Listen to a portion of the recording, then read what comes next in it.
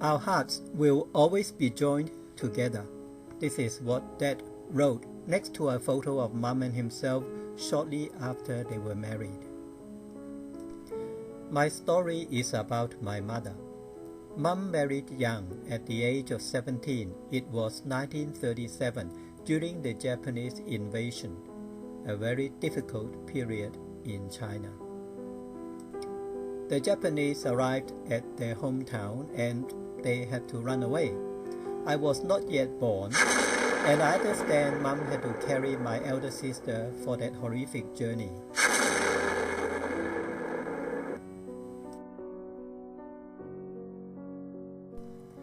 After the war, Mum and Dad took our family to Hong Kong where we grew up. Our family was not rich. Mum and Dad continued to feed the family and put us through college. Perhaps the war had taught our parents to be kind to other people in need. Our small home had been a refuge to many of our friends and relatives who came out from China after the war. As I recall, during my childhood there were always other people living with us at different times.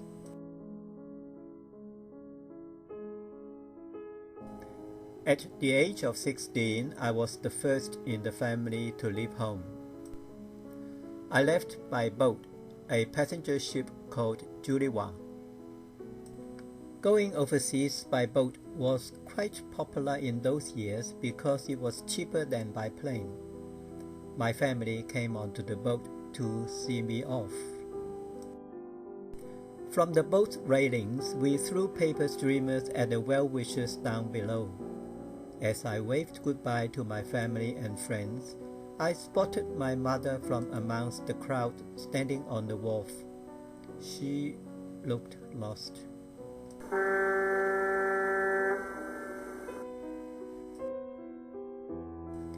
I came to Sydney, Australia, and went to a boarding school called Holy Cross College in Ryde. I studied hard, but I missed my family a lot. I wrote a letter home every week, and my family wrote to me also. It would be another 25 years before I was united with my parents again.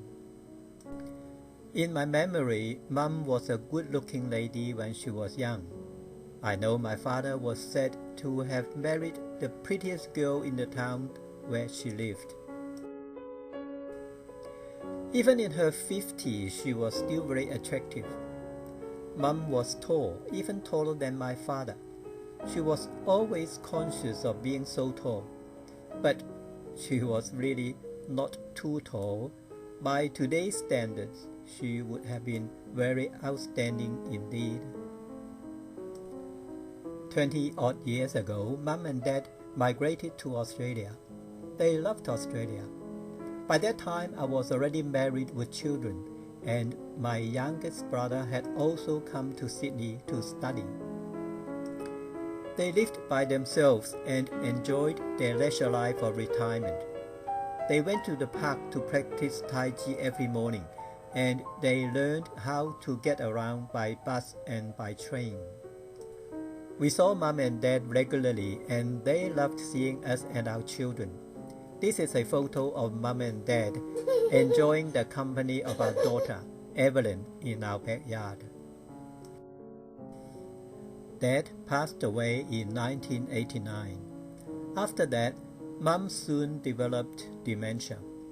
We did not realize it in the beginning and were always wondering why she kept losing her things.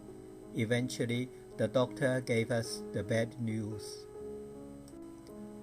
I heard that some dementia patients can get a bit frustrated, but Mum had always remained very pleasant in spite of her conditions and was always smiling as if she was apologizing and thanking us for the trouble.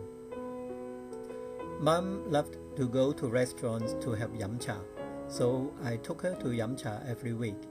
There is a restaurant in Burwood which was adjacent to a road, and we did not need to climb stairs, so we mostly went there.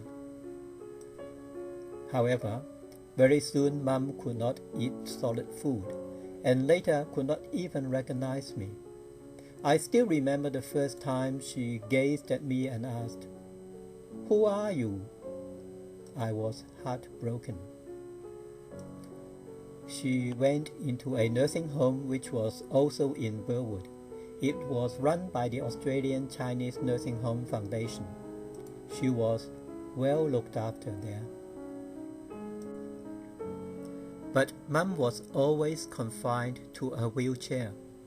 I do not think life was too comfortable for her. I went to see her every week and watched her condition deteriorate with time. Every time I saw her, a little bit of her died. 1 year later, she contracted pneumonia and passed away. We were very sad. We buried her next to Dad. That was the way she wanted when she was still sober. We honor Mum and Dad with the same tradition that they had honored all our ancestors when they were alive.